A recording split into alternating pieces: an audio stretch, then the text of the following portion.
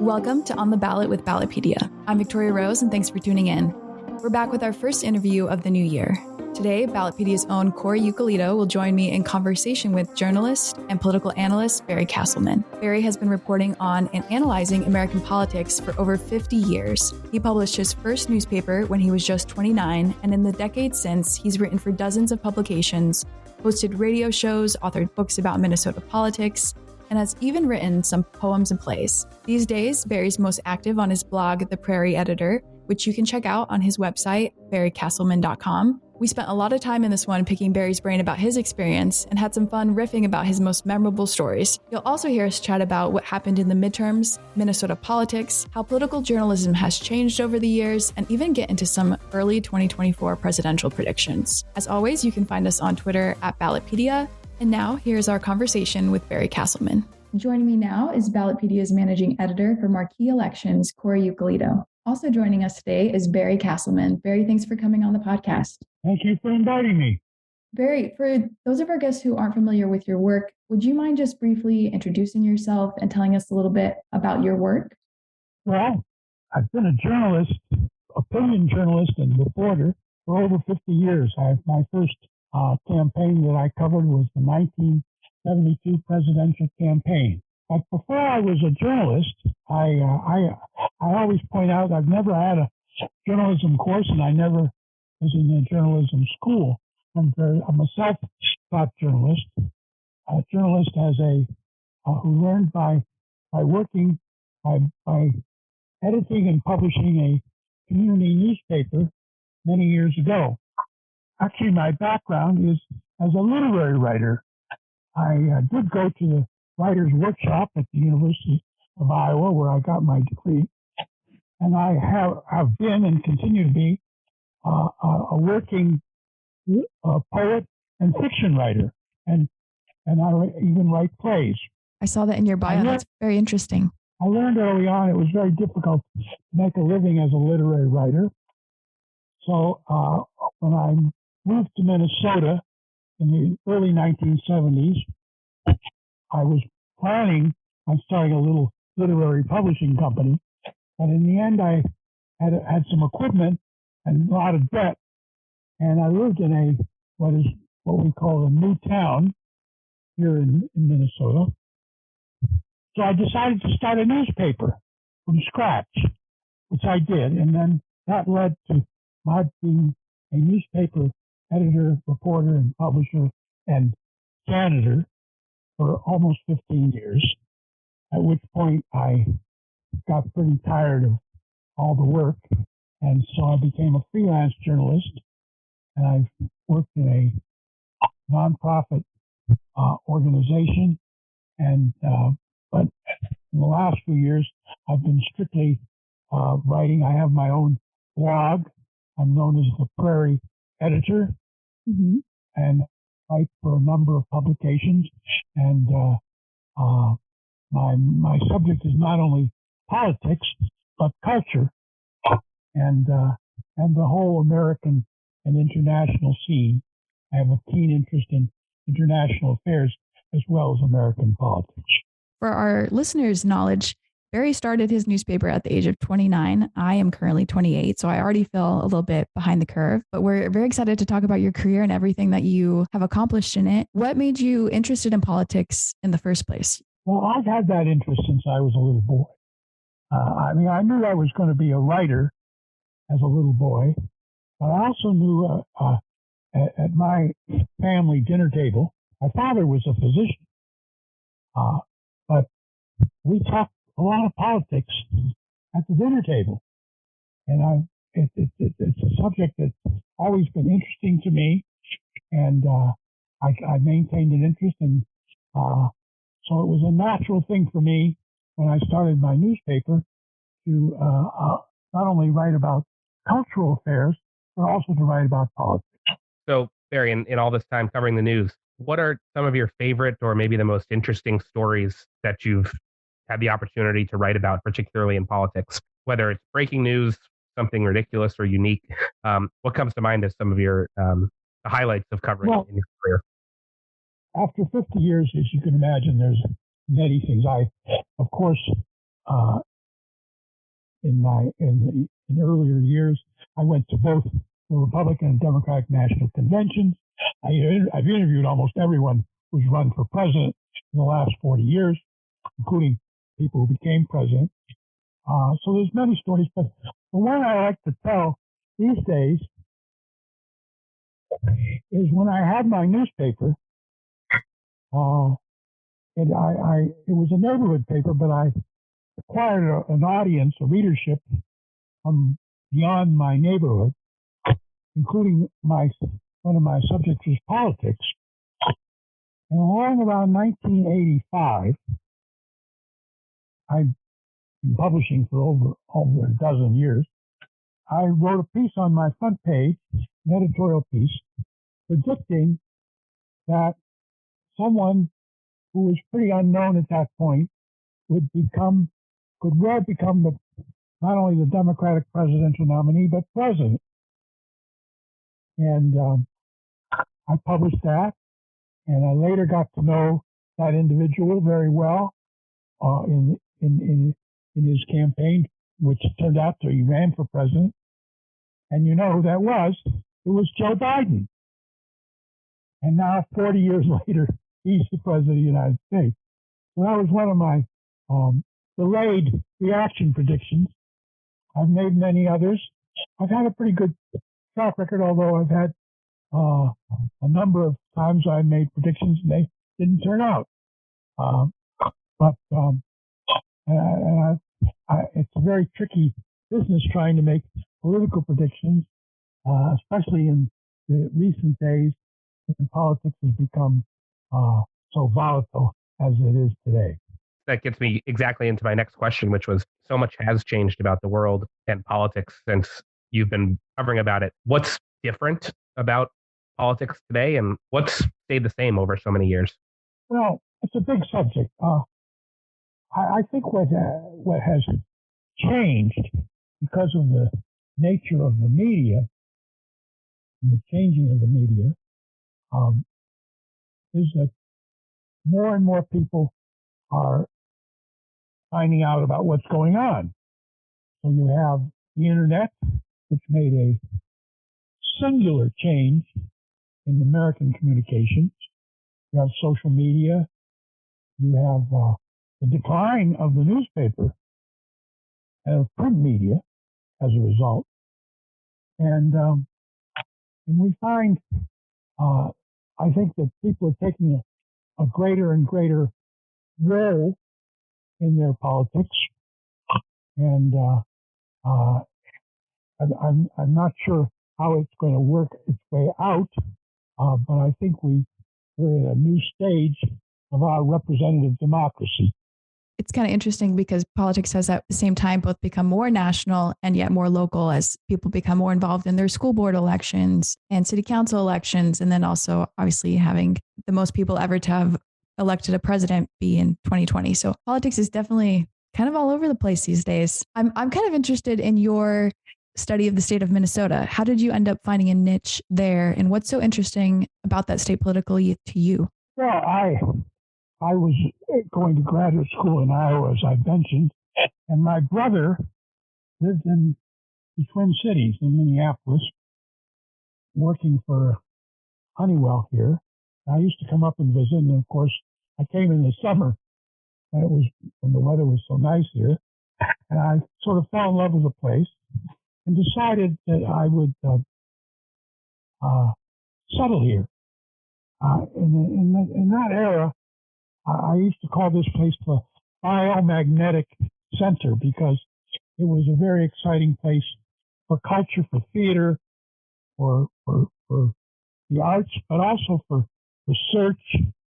And people seem to be a lot more open to change than they were back in the East Coast, where I had spent most of my life. Minnesota is as I say, it can be very cold here. We're having a bit of a cold spell here up here now.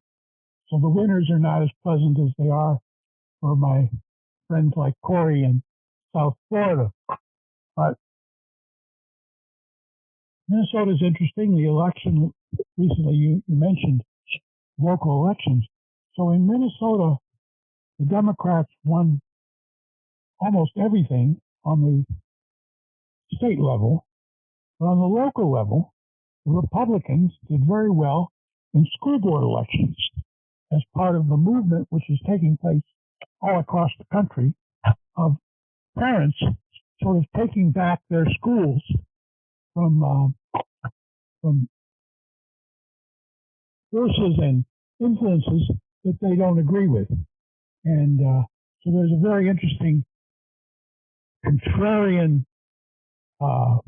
dynamic going on here as it is everywhere else. Interestingly enough, in Iowa, where I used to go to school, the opposite happened. There, the Republicans won everything. And even though they're neighboring states and they're often very similar, and I have one of the words I invented was the word Minnewissawa, which stands for Minnesota, Wisconsin, and Iowa, which has 3 states, plays a big role in the presidential election because they have about 25 electoral votes. And usually they're usually, because of the way they're made up and the way their demographics, they usually behave similarly. But in this last election, the 2022 election, they went in 3 different directions. Iowa went Republican, Minnesota went Democratic, and Wisconsin went purple. So, again, making predictions is an iffy business because one of the things I say is one of my mantras is never try and second guess the people. Well, as a journalist, I try and not to say things which would be presumptive, and I always have to. In a representative democracy like ours, we have to trust the folks, the people, the voters, to do the things that are necessary. And I think, generally speaking, in our 200-plus year history, that's exactly what's happened. Yeah, that's definitely aligns perfectly with the mission of Ballotpedia. We definitely trust our voters to read the information we give them and make the best decision that they believe is for them. Barry, you just started talking about what happened in Minnewissawa in November, but more broadly about what the November elections. A small Republican majority in the House, Democrats keeping control of the Senate, at least in Congress. How did that result match your expectations? And are there any previous historical elections that it felt similar to? Like so many others, I anticipated what was described as a red wave or a Republican, much more of a big Republican victory. In fact, what happened was the Democratic voters, realizing that could happen, turned out in the key states. Now, we do know, however, that several million more Republicans voted than Democrats, which was the reverse of 2020 and 2018. So what really was at stake here were a few key elections that were decided by relatively small margins. I think the country basically decided that it wanted to have a Republican House as a check on the Democrats' control of this very narrow control of the Senate and, of course, of the White House. And all of this leads into what lies ahead in the next election in 2024, when, of course, so many vulnerable Senate seats are up, and of course the entire House is up. So there's a great deal. The 2024 cycle has already begun. Corey, you and I discuss these things all the time, and it's a little slow right now, but it won't be very long before not only will there be a number of presidential candidates on both sides, perhaps, but there will be announcements about House and Senate. Now, already today, the incumbent Senator from Michigan, Debbie Stabenow, a Democrat, has announced her retirement. So that will be an open seat in 2 years and very competitive. Before we get too far into 2024, I actually have a quick question about your most recent column that you published on December 25th, which discussed the unlikely situation we now find ourselves in, where we don't have a U.S. House of Representatives, because as of this recording on January 5th, we have not elected a Speaker of the House. And we are now we've just had the 9th vote, and obviously there will be many more votes until we do have a Speaker of the House. So what are your thoughts now that we are in this predicament? Well, one of the things I like to do in my columns or my articles is be a little bit ahead of the game in setting down what could happen. And I did that in my article you mentioned on my website, in which I pointed out exactly what, in fact, could happen. This has happened. As of the time we're speaking today, on the 5th, we're already begun the 10th ballot, which I don't think is going to resolve it. So it may go through the weekend. I think a lot of people are frustrated. The leading Republican candidate has 90% of his caucus behind him. But as it happens in these situations, sometimes small numbers of factions can have leverage, and they're exercising that leverage in the balloting. I don't know how it's going to turn out, but it will. One of the things I learned about politics is in every crisis, in every situation, it does pass. Something is resolved, and this will be resolved. And there will be a speaker, and then the Congress will act.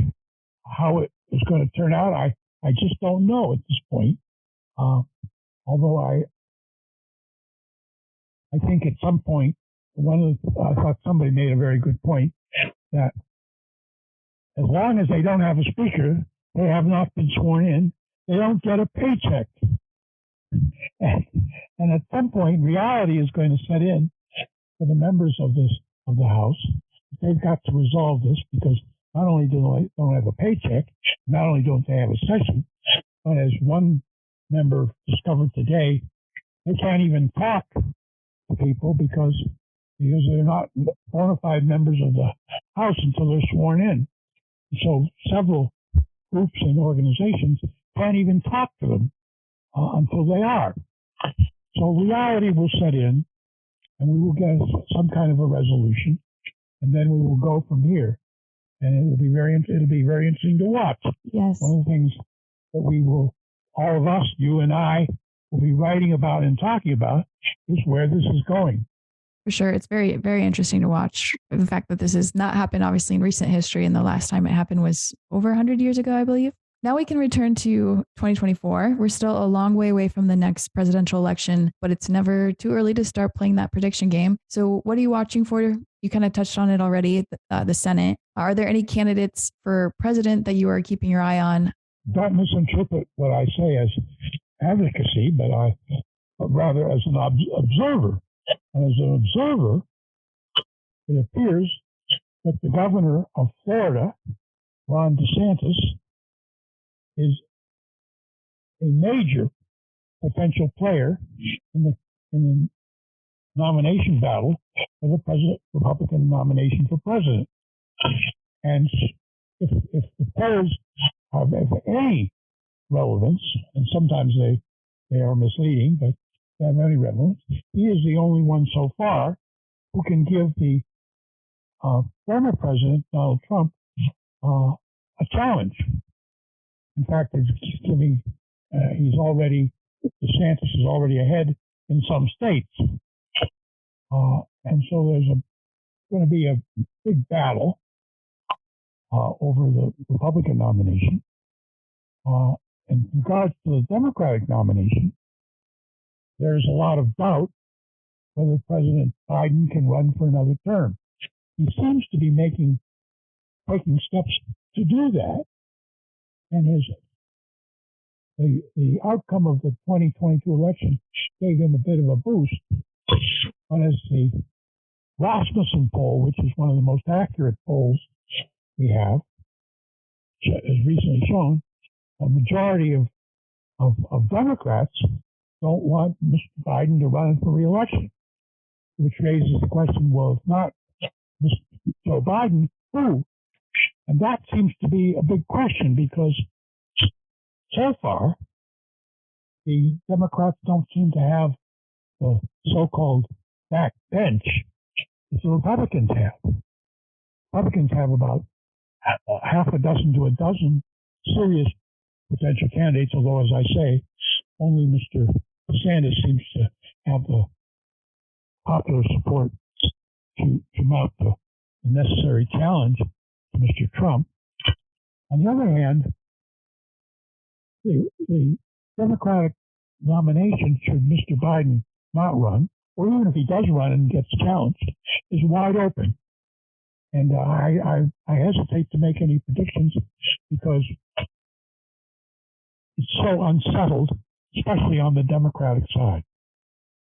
Yeah, that's a really interesting analysis for this point in time we're at in the presidential election. Barry, you've covered quite a few presidential elections. Do any come to mind as some of the most interesting to follow? There have been a number of very interesting elections. Certainly, 2016 was fascinating. I did in my writing openly predict, and in a couple of speeches I gave over the summer of 2016, I did say that Donald Trump could win, and of course I was greeted with expressions of disbelief. But he did pull off one of the great upsets of all time. But there have been a lot of very interesting elections. 1980, which I did not predict that Ronald Reagan would defeat Jimmy Carter. There have been a number of elections. We had an election in 1984 with our own Senator Walter Mondale, who became vice president, ran for president, and was defeated by a landslide. Every election, presidential election, has its own givens. We in the media, we like to make comparisons and draw analogies, but I always stress the fact that every presidential election has its own character, its own set of givens, and especially now, in a time of so much potential transformation of society, both technologically and sociologically and politically, the 2024 election will be very unique in many ways. It will have certain things that will be similar, as always happens. But I stress the point that every election, especially every national election, has its own unique character. I found it useful in our conversations over the years now to take that lesson and not try and draw parallels where there aren't any between various cycles. One more quick follow-up as we're thinking about upcoming major news stories. You mentioned to me that this could be a pretty significant Supreme Court term. What are you watching there? What big cases, given a more recent landscape of the makeup of justices, what big cases can we expect in 2023? Well, there's going to be some very affirmative action. There's a number of cases. There's even a challenge to the 2020 election that sort of slipped in, nobody noticed. What we have now is a new a 6-3 court. Although individual members sometimes do not follow the predictable their predictable theology or ideology, but we now have a court that did overturn Roe versus Wade, and now that means that this court will have and has already accepted a number of cases like affirmative action, where they can really change the direction of American jurisprudence. So, and this will, of course, cause a reaction politically. It will please conservatives, perhaps. It will outrage liberals and progressives, perhaps. It may please moderates or not. It depends on what the cases are. But as you suggested in your asking the question, I think we should prepare ourselves for some very big and important decisions that will fill the airwaves of the newspapers and with this debate and discussion. And we'll likely probably have some electoral ripples as well, as we saw in this election cycle. Yes. Well, any final questions, Corey? Oh, that's it for me. Thanks, Barry. Yes, thank you, Barry. It has been a pleasure listening to all your political wisdom and your history of journalism. We thank you for coming on the show. Well, and I also want to say, I've been, as I said, I've been writing journalism for over 50 years. It is a great pleasure to work with folks at Ballotpedia.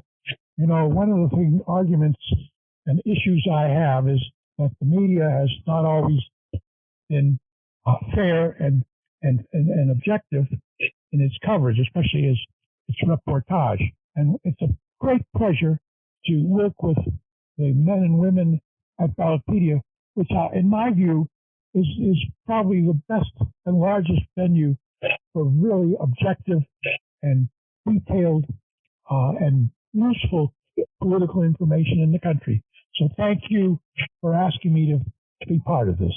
Yes, thank you. That was high praise. Yeah, that means a lot, Barry. Thank you. And I promise you, our listeners, we did not pay Barry to endorse us like that. He is just so kind and did that on his own. And on that note, thank you, Barry, and thank you, everyone, for listening.